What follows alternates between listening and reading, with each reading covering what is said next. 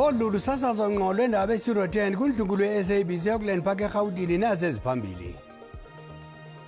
The intention is to serve a Rule 3 notice on Advocate Johnson to address these allegations. Angaphinda abizwe kwikomishoni kaMadlanga azoziphendulela kwizityholo zamvanje atyatye kwazona bese kuba ingqwengqwa ye-IDEC ku-Advocate Andrea Johnson.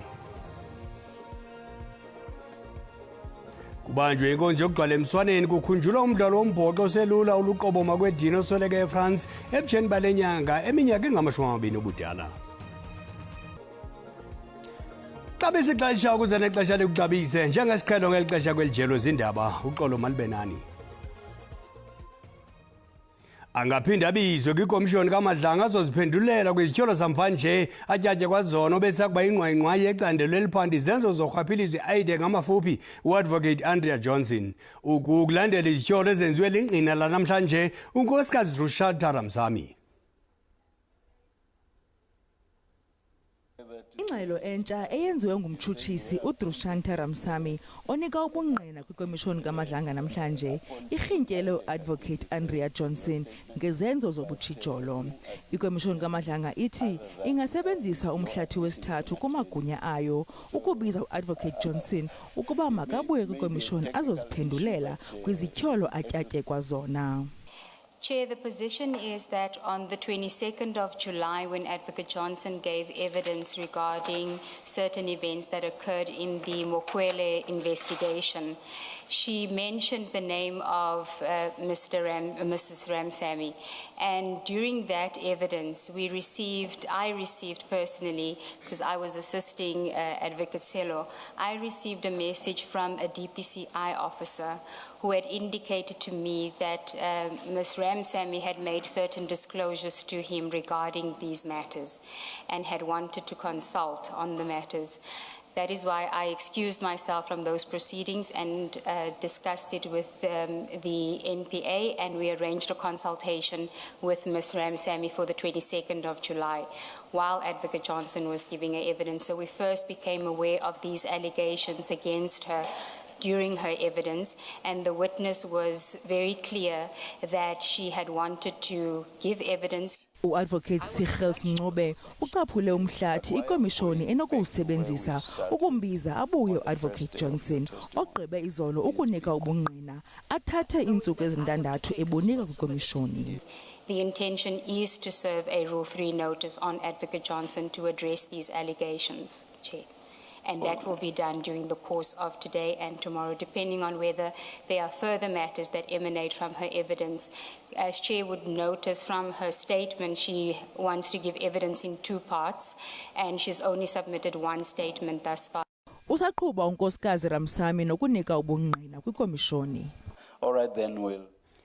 Iyaqhuba inkqubo yokuhlaba ngemibuzo ingqina lenkundla kwinkundla ephakeme yaseGauteng kwityala eliquka uVusimuzi Khet Mahlala nabatyholo abane. Ingqina lenkundla uKapteni Phimi Sikgobela liyaziphika izityholo zomtyholo wokuqala uMusa Kekana zokuba zangafundelwa amalungelo akhe ngethuba ibanjwa. Eli ngqina liziphikile nezityholo zokuba lo kaKekana wangcithekiswa ukuze kufunyanwe ubungqina ngamapolisa. Umtyholwa wokuqala kwelityala uMusa Kekana wabanjwa ngokoyamene nokubulawa kwenjineli yaseFerriene Rhengu Amand Swart. uKekana utyhola ngelithi ubungqina obufunyenwe ukubanjwa kwakhe mabuchazwe njengobungenakusetyenziswa kwinkundla, etyhola ngelithi amalungelo akhe omgaqo-siseko anyashwa. uKekana, uVusimuzi Khet Mahlala nowakwakhe uTsakani Mahlala, uTiego Mabusela kunye noNthabiseng Nzama bajongene nezityholo eziliqela eziquka amatyala 11 okuzama ukubulala. Ezi zityholo zoyamene neziganeko zokuzama ukubulala usomashishini uJoe Sibanyoni, umvelisi womculo uSonki Mokubung kunye nowethandana noKhet Mahlala uTebogo Thobejane. Kungoku nje ityala lisanqunyanyisiwe logama inkundla iqhuba ityala etyaleni kwilinge lokufumanisa ukuba ubungqina obufunyenwe ngakuKekana bungasetyenziswa kusini na kwinkundla. Umphathiswa kwi-ofisi yobungameli uKhumbuzo Ntshavheni uDlimbadu noNondaba ePitoli ngalenhlazane malunga namanyathelo karhulumente kwimiba eliqela kuquka nokuhlaziywa kwendlela zokusebenza kuhlaziyo lwelayisenisi zabaqhubi. Uthi abaqhubi bezithuthi ezinkulu kungekudala baza kuzibona bexhamla kuhlaziyo lwelayisenisi zokuqhuba olutsha emva kokuba ikhabhinethi ivumile utshintsho kwinkqubo yokusebenza kokwandiswa kwayo iminyaka yohlaziyo ukusuka kwiminyaka emi-5 ukuya kwiminyaka eli-10. Ethetha noNondaba umphathiswa kwi-ofisi kamongameli uthi umsebenzi wokulungiswa kwendlela zobuxhakaxhaka bale mihla beenkcukacha zezazisi zokuqhuba nokuhlaziywa kwazo linyathelo urhulumente aza kuliphucula ngokukhawuleza kwaye kuphuculwe nokhuseleko ezindleleni. On cabinet decisions, extension of driving license validity period from 5 years to 10 years. Cabinet approved the extension of the validity period of driving licenses for codes A, A1, B and EB from 5 years to 10 years. The 10-year renewal period will apply only to light motor vehicles. Heavy commercial and public transport vehicles will remain subject to existing 2 or 5 year renewal cycles, while professional drivers' permits will also remain on the 2-year renewal cycle. The change aligns with international best practice, enhances administrative efficiencies, reduces the frequency of renewals for motorists, and eases service demand pressures within the licensing system. Ukwathe ixesha lokuphelelwa kwamaxwebhu okuqhuba kuza kongezwa kuye kwiminyaka emi-5 ukuya kweli-10 kwabo banocode A, u-A1, u-B kunye no-EB. Ukusweleka komdlalo webhola yombhoxo uLuqobo Makwedini oneminyaka engama-20 ubudala eFrance ngomhla we-10 kule nyanga kuthuse uninzi. Ufikile umzimba wakhe kule veki kweli. Namhlanje kubanjwe inkonzo yokugcwala emswaneni egameni lakhe kwiholo laseQumrha eMpuma Koloni apho kuhlangene usapho abahlobo nabezemidlalo ukumkhumbula.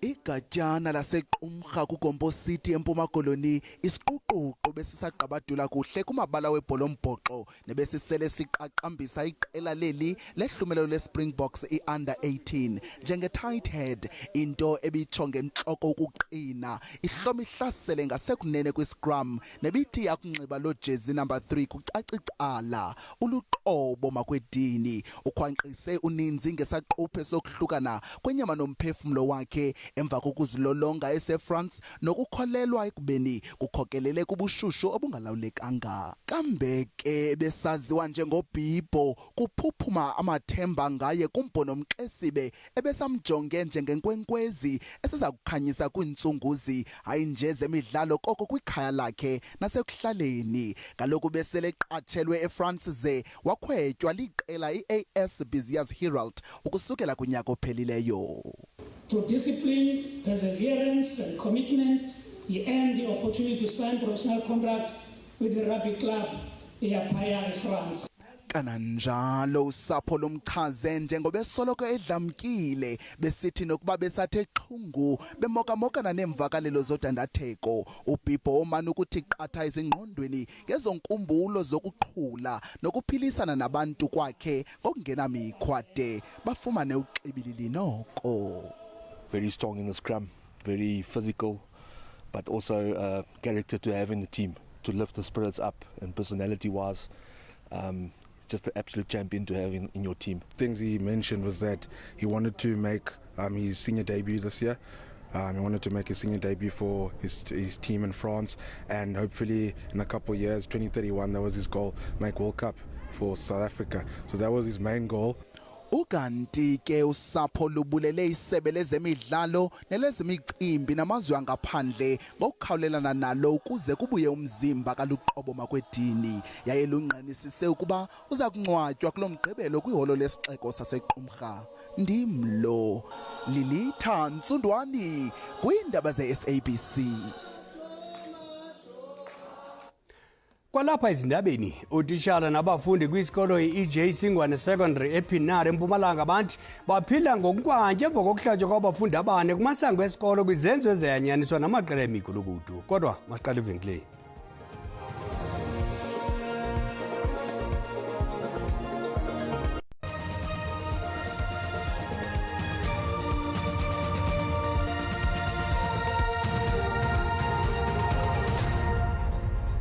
Sinamkela kwakhona kwindaba zelijelo uyakwazi ukubukela kwakhona ezinabo kwijelo le-YouTube uthi SABC indaba zesiXhosa. Ukanti xa ubukele sicela ucofe ulike ze uba ukamcofa usubscribe sibongeza wenze njalo kwinqaku lokuqala sithe angaphinda abizwe kwikomishoni kaMadlanga azoziphendulela kwizityholo zamva njatyatya kwazona besakuba ingqwayingqwayi ecandelo eliphanda izenzo zorhwaphilizo e-aide ngamafuphi uadvocate Andrea Johnson ukukulandela izityholo ezenziwe lingqina lanamhlanje unkosikazi Trumasha Ramsamy. Amapolisa asemhlakoloni athi axhalabile kukwanda kwamatyala apho amadoda amadala edlwengula amantombazana aselula ewakhohlisa ngokuvumelana nawo kwabelana ngesondo. Uninzi lwalamatyala luvela kuphela ngenxa yomthetho onyanzelisa amagosa ezempilo ukuba enze ingxelo xa amantombazana aselula efunyaniswa ikhulelwe. Nangona uninzi lwabarhanelwa lufunyanwa lunetyala, izigwebo azifumanayo ziyaxhonywa. Idolophu yaseCalvinia eMntla-Koloni ibonakala yenye yeendawo ezithwaxwa kakhulu ngamatyala apha amadoda amadala alala namantombazana ngaphantsi kweminyaka esemthethweni. Amapolisa athi phantsi veki nganye kubikwa ityala elitsha. It is wrong. The girls must say no, I'm not going with you. The men are also wrong to go with children. There are a number of old men with young girls. uDavid Nkotsie oneminyaka engama-23 ubudala uthi le yinto entsha kule dolophana kwaye unethemba lokuba umntwana wakhe onenyanga ezintandathu ubudala uza kukhuseleka kule meko. Dis verkeerd. Dis baie verkeerd dat ouer mans jonger meisies swanger te maak. It is very wrong that old men are impregnating young girls. It is almost as if they don't want to be with their age mate. It is very wrong. I will never allow that with my baby girl. Ek sal dit nooit toelaat met my meisie kan gebeur nie. Nooit. Abahlali bathi ubuhlwempu bobangela ukuba amantombazana angene kwezothando namadoda amadala. Bakwakhalazela izigwebo zabarhanelwa ezingaphansi kweminyaka elishumi nezisoloko zinqunyanyiswa. We are intensifying our work to ensure that we have to bring down the figures where they are now from 3,800. But it is a major problem, and it's not only the work of the police, but it's the work of social workers, the role schools are playing, but most importantly, parents, the role which parents have to play. You can't subcontract parenting to a teacher or police or to a social worker. Ngenxa yenzame zokuthintela amaxhoba ekubeni avule amatyala, amapolisa aqala intsebenziswano namasebe karhulumente afanelekileyo ukuqinisa amaphulo okufundisa uluntu ingakumbi kwiindawo ezisemaphandleni. Abafundisintsapho nabafundi kwisikolo samabanga aphezulu EJ Singwane P9 eMpumalanga bathi baphila ubomi bentshontsho emva kokuhlatywa kwabafundi abane kumabala ezisikolo. Kutyholwa ngelithi esesiganeko soyamene namaqela onqevu. Abazali bamemelela amapolisa ukuba angenelele. Esi sikolo sikwindawo yasePinar nedume ngobundlobongela. Sele iligcungcwana labantwana ngoku abafunda kwesi sikolo kwaye abanye bathi bahlala bephakuphaku emva kwesihlo sokuhlatywa kwabafundi esikolweni. Into leyendekalaka kwela esikolweni bantwana baphatha tilimato abantwana baphatha titsa kwamiva khona la esikolweni ematoilet ngesithole netimbonyo tetshwala amakhorona kusho khona ukuthi bahle banatha khona la. Impilo tabo tisengcupheni kakhulu ngoba abantwana bahlabene kabi balimatana bebashayana ngematshe kuze kutholakala itolo kuba nesimo sokuthi thu bantwana bagcine sebaboshiwe. Kutyholwa ukuba abafundi besisikolo baphatha iziyobisi kunye nezixhobo kobhaka. Labantwana bayayiphatha limikhola esikoleni even though labanye babo bangayiboni but bayayiphatha ngisho ngalokho ngoba nasebalo bayayikhipha limikhola bakwazane. Bangaphaya kwabafundi abangama-50 kubafundi abangama-698 abaziwa njengamalungu amaqela onqevu.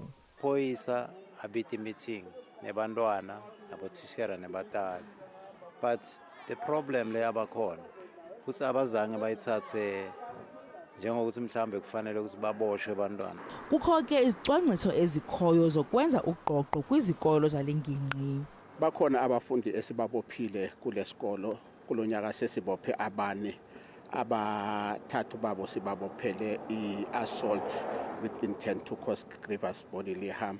Omunye sambopha emva kokuba simthole nesikhali amaphoyisa siwa deployile kulesiya sikolo siyahamba siyosearcha singabatshelanga abafundi ukuthi sizobasearcha.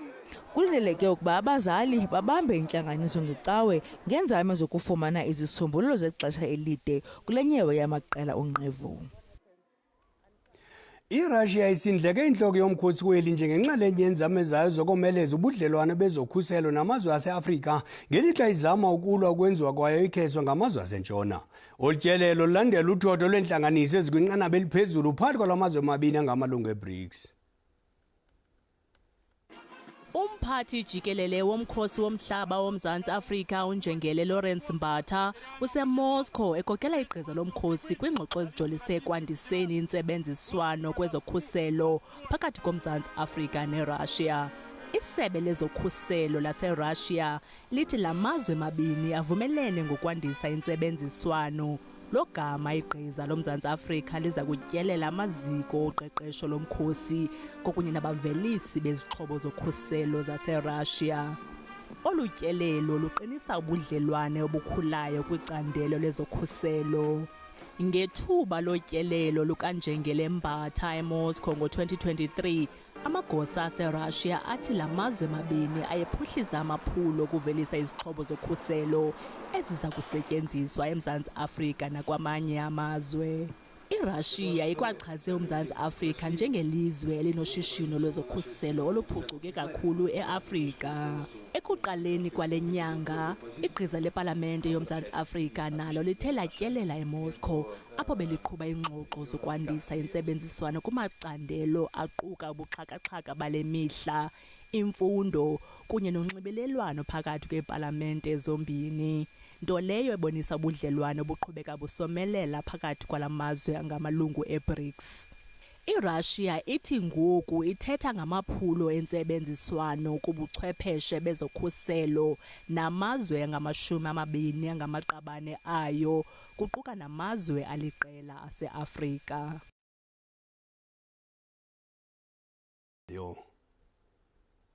Zijamelene nomnqantsa intshatsheli zeWAFCON zango-2022. Kunjalo nje i-Ivory Coast izicacise mhlophe ukuba ayihleki nehlekisayo ngethuba iqanqatha iBurkina Faso ngamanqaku 4 kwelinye ngomvulo. Kunjalo iqela likholelwa ukuba liseza kwela kule ntsunguzi ilehleleyo kumdlalo wokuqala. As players, we understand that this is football and sometimes things won't go our way, but I think the biggest thing is to dig deep, and it's a tournament, it's a long tournament. There's a lot of games that are going to be played, so for us is to dig deep and take one game at a time. Yeah, I think obviously not the result that we wanted, but I think going into the next game we'll try and improve on all the mistakes we made and rectify on those areas and hopefully get the result that we need going into this next game. Ibanyana kudingeka igqibe kwindawo yesibini kuGroup B ubuncikane ukuze idlulele kwisigaba sokuhlamba ijezi. Umdlalo okudingeka uMzantsi Afrika uphumelele ngakwiBurkina Faso uqala ngentsimbi yesixhenxe ngokuhlwa ngomso. Kakade besingena kuphothula kungekasengwa masikhongozele ezesiswati ngecala emva kwesihlanu machona ukuze umsuthu umabhanya siphakele kwangolulu kaphalo ngentsimbi yesixhenxe ukulala kwenkukhu makube chusi behele.